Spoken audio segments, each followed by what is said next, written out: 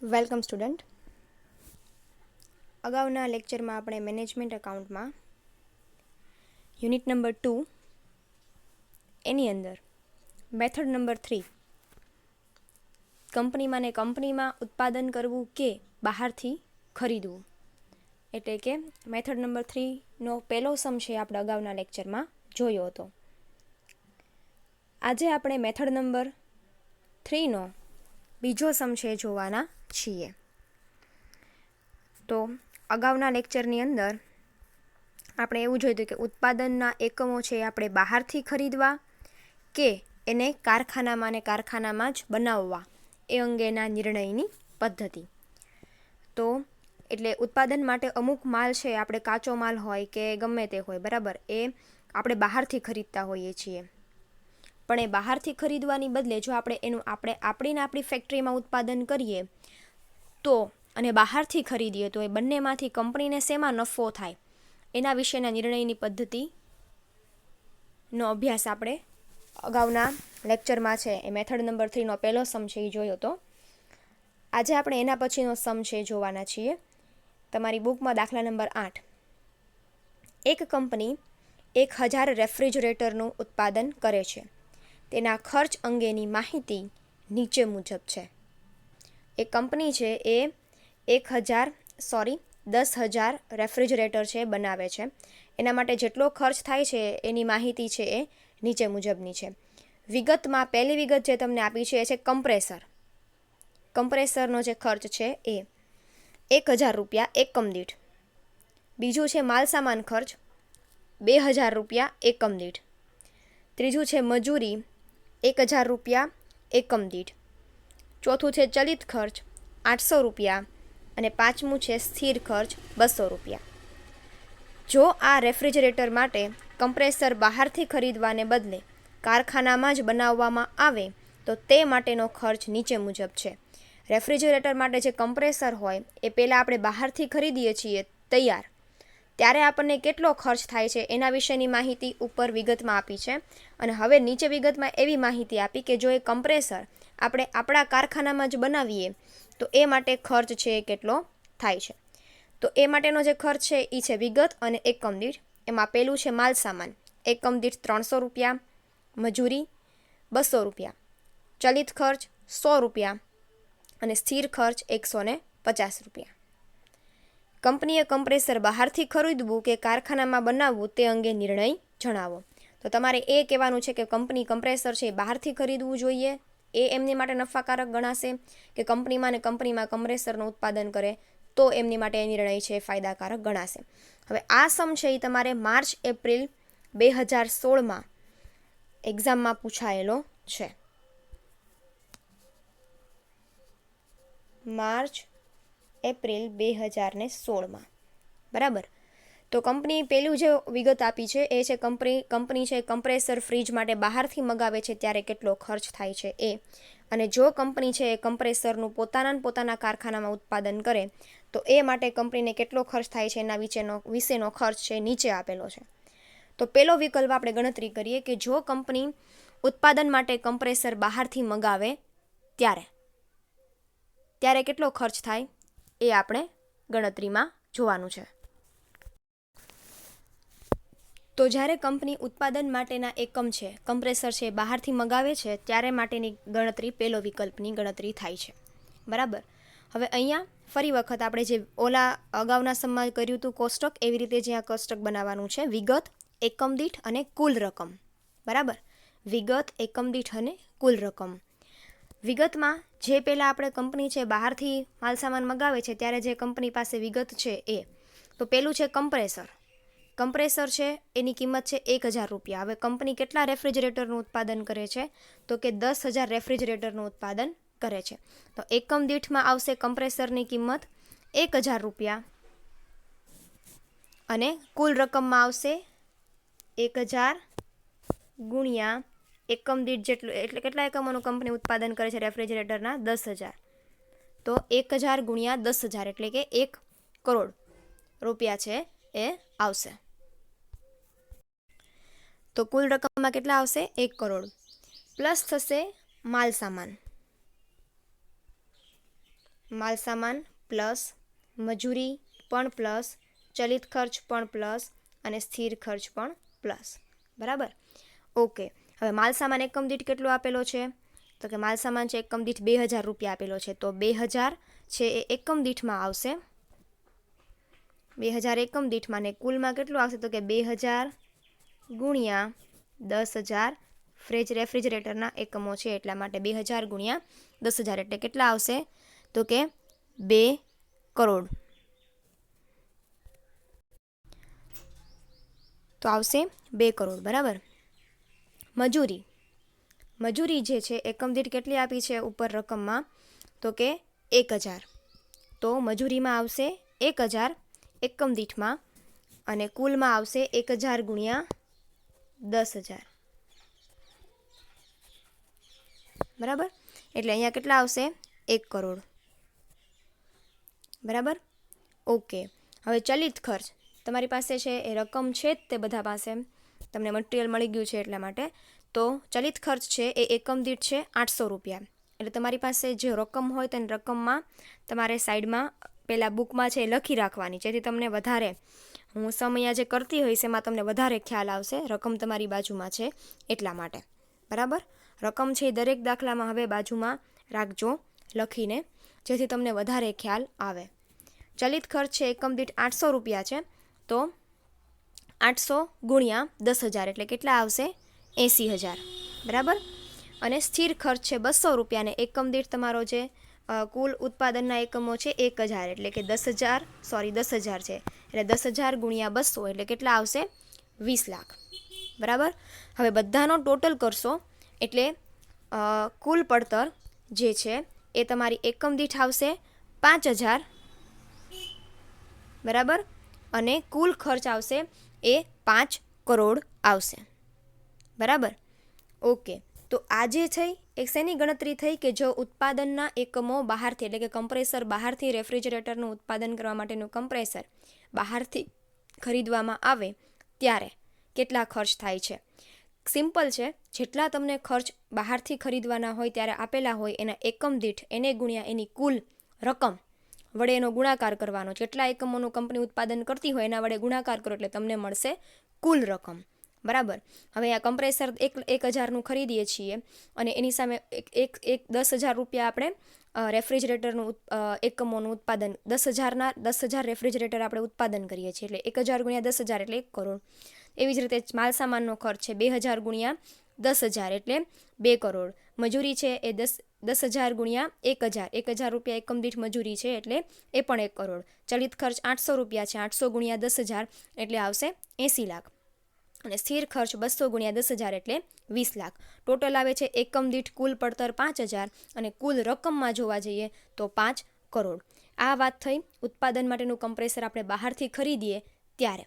હવે વિકલ્પ નંબર 2 શું કહે છે? તો કે જો ઉત્પાદક છે એ કમ્પ્રેસર બહારથી ખરીદવાને બદલે કારખાનામાં બનાવે તો કેટલી પડતર થાય. બરાબર. તો એના માટે ફરી એક વખત જે માલ સામાન અને ઉત્પાદનના ખર્ચાઓ કંપની કમ્પ્રેસર ખરીદવા માટે જે કરતી હતી, જેમ કે માલ સામાન છે, મજૂરી છે, ચલિત ખર્ચ છે, એ ખર્ચ તો કંપની અહીંયા પણ કરશે જ તે, પણ માત્ર જે કમ્પ્રેસર તૈયાર બનાવીને બહારથી લાવે છે એ ખર્ચ અહીંયા ગણાશે નહીં. ઉપર આપણે જોયું હતું કે અગાઉના દાખલામાં જોયું હતું કે કમ્પ્રેસર જે બહારથી કંપની ખરીદે છે એ કમ્પ્રેસરની જે આ કિંમત છે એ કંપની છે એ ગણશે નહીં. હવે શું કામ? તો કે કંપની તૈયાર કમ્પ્રેસર બહારથી લાવે છે, પણ એની સિવાયના જેટલા ખર્ચ છે એ તો કંપનીને લાગવાના જ છે.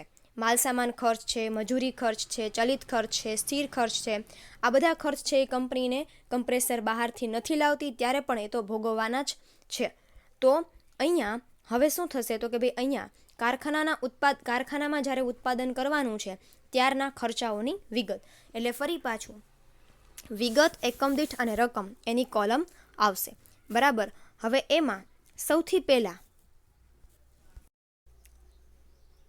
પહેલા કંપનીના કારખાનામાં, જે કંપની જે છે એ કારખાનામાં કમ્પ્રેસરનું ઉત્પાદન કરે છે ત્યારે કંપનીને જે ખર્ચ થાય છે એની ગણતરી આપણે સૌથી પહેલાં કરશું. એટલે જુઓ, તમને પેરેગ્રાફમાં એવું કીધું છે રકમમાં કે જો આ ફ્રીજ માટે કમ્પ્રેસર બહારથી ખરીદવાને બદલે કારખાનામાં બનાવવામાં આવે ત્યારે થતા ખર્ચની માહિતી નીચે મુજબ છે. તો સૌથી પહેલાં આપણે કયા ખર્ચને ધ્યાનમાં લેશું? તો કે કંપની જે કારખાનામાં કમ્પ્રેસર બનાવવાની છે ત્યારે જે આ ખર્ચ કરે છે એ ખર્ચની ગણતરી આપણે સૌથી પહેલાં કરીશું.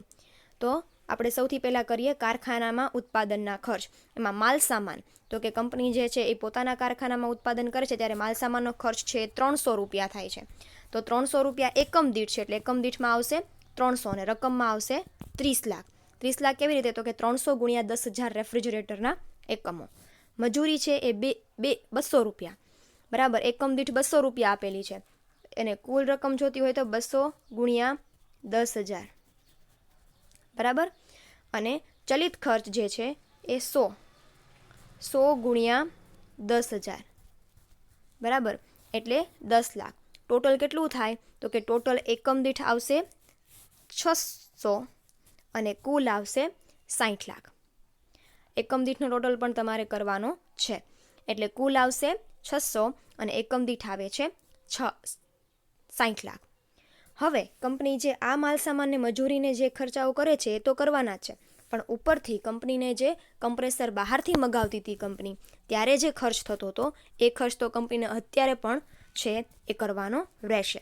એટલે ઉપર જ્યારે આપણે કંપની બહારથી કમ્પ્રેસર મગાવતી હતી ત્યારે જે માલ સામાન ખર્ચ, ચલિત ખર્ચ અને મજૂરી ખર્ચ છે એની અહીંયા છે શું થશે? સરવાળો થશે. સૌથી પહેલાં જે કારખાનાના ઉત્પાદન વખતે ખર્ચ થતા હોય એની માહિતીની ગણતરી કરવાની રહેશે. અને પછી કંપની જ્યારે કમ્પ્રેસર બહારથી મગાવે છે ત્યારે જે મટીરિયલનો ખર્ચ થાય છે, માલ સામાન, મજૂરી છે, ચલિત ખર્ચ છે, એ જે કંપનીને ભોગવવાના છે એ ફરી પાછા કંપનીએ અહીંયા ગણવાના રહેશે. એટલે માલ સામાન જે છે એ એકમ દીઠ કેટલા છે? તો કે એકમ દીઠ છે એ 2000 છે.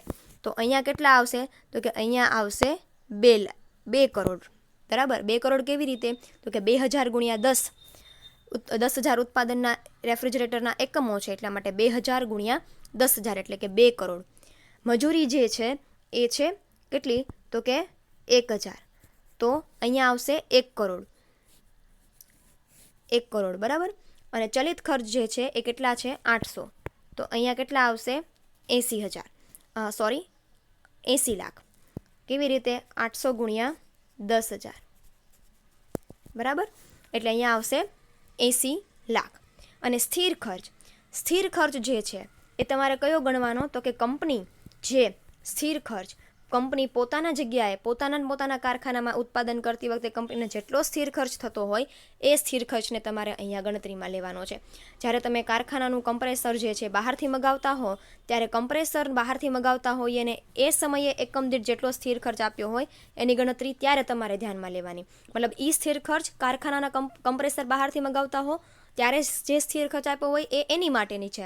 અને જ્યારે કંપનીમાં તમે ઉત્પાદન કરો છો કમ્પ્રેસરનું ત્યારે જે ખર્ચમાં વિગતો આપી છે એમાં જે સ્થિર ખર્ચ છે એ હવે અહીંયા તમારે ધ્યાનમાં લેવાનો રહેશે.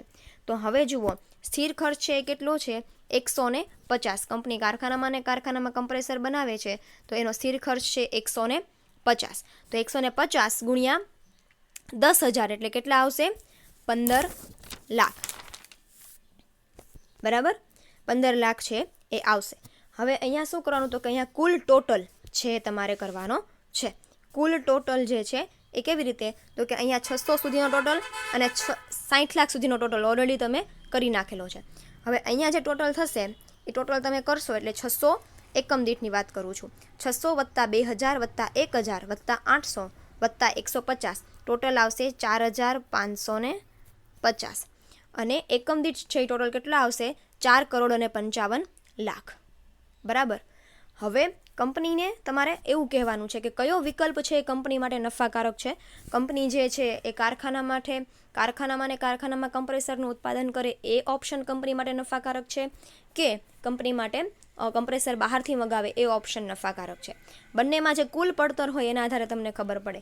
જ્યારે કંપની કમ્પ્રેસર બહારથી મગાવે છે ત્યારે કુલ પડતર 5,000 થાય છે અને એ જ કમ્પ્રેસર જ્યારે કંપની પોતાના એકમમાં તૈયાર કરે છે ત્યારે એનો ખર્ચ છે કેટલો થાય છે?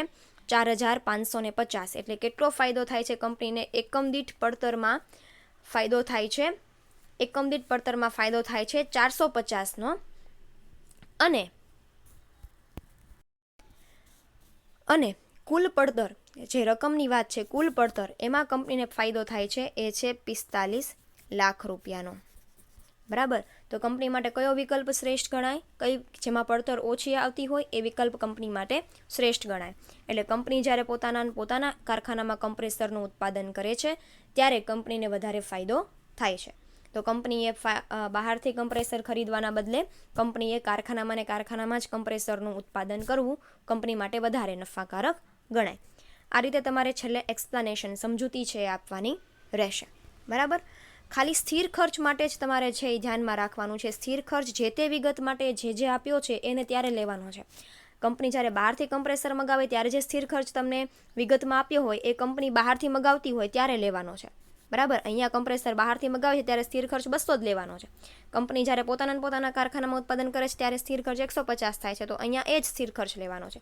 પણ હા, કંપની જ્યારે પોતાના કારખાનામાં ઉત્પાદન કરે છે ત્યારે આ માલસામાન, મજૂરી અને ચલિત ખર્ચ એ કારખાનામાં ઉત્પાદન કરે ત્યારે તો એ ધ્યાનમાં લેવાનું જ છે. પણ કંપની છે એ અગાઉ કમ્પ્રેસર બહારથી ખરીદે છે ત્યારે જે માલસામાન, મજૂરી અને ચલિત ખર્ચ વાપરે છે એ પણ કંપની અહીંયા વાપરશે જ. તે કંપની માત્ર કમ્પ્રેસર બહારથી મંગાવે છે, બાકી માલસામાન, મજૂરી અને ચલિત ખર્ચ તો કંપનીને ત્યારે પણ ભોગવવા જ પડે છે. અને જ્યારે કંપની કારખાનામાં પણ એનું ઉત્પાદન કરે છે ત્યારે પણ એ ખર્ચ છે એને ભોગવવા પડે છે. એટલે ત્યારે પણ તમારે એ ખર્ચનો શું કરવાનો થાય છે? સરવાળો. કંપની કારખાનામાં ઉત્પાદન કરે છે ત્યારે અહીંયા પણ એનો સરવાળો છે એ તમારે કરવો પડે છે. આ રીતે ત્રીજી મેથડના દાખલા છે એ આવા કંઈક છે. બરાબર. તો ત્રીજી મેથડના આપણે આજે આ સમ જોયો છે. મોસ્ટલી ત્રીજી મેથડના આ 2 સમ છે એ વધારે પૂછાય છે તમારા એક્ઝામમાં. ખાલી આમાં રકમ ચેન્જ થાય છે, બાકી મેથડ છે એની જે ગણવાની પદ્ધતિ છે એ આવી જ રીતની રહેશે. તો આજના માટે આપણે આટલું રાખીએ છીએ. Thank you.